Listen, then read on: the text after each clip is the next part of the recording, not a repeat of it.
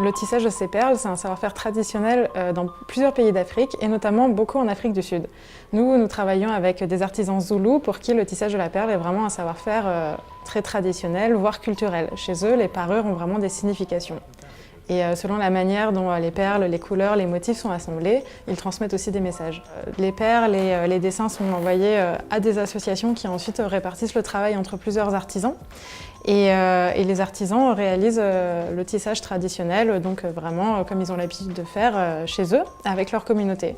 Et ensuite, nous recevons ensuite à Paris les pièces de perles et nous les assemblons avec tout ce qui est en laiton doré à leur fin.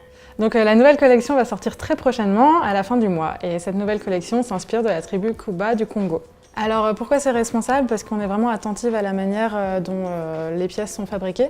Tout d'abord, on rémunère les artisans au prix juste. On travaille avec des structures associatives dans la région de Durban qui ont pour vocation de lutter contre le sida, améliorer les conditions de vie dans les zones rurales, lancer des projets dans le domaine de l'éducation, favoriser l'indépendance des femmes. C'est génial de voir notamment le regard des artisans quand ils voient les pièces finies, parce que pour eux c'est une autre manière d'aborder la perle aussi. C'est quelque chose qu'ils trouvent super parce que ça leur permet d'avoir un regard nouveau sur quelque chose de très traditionnel.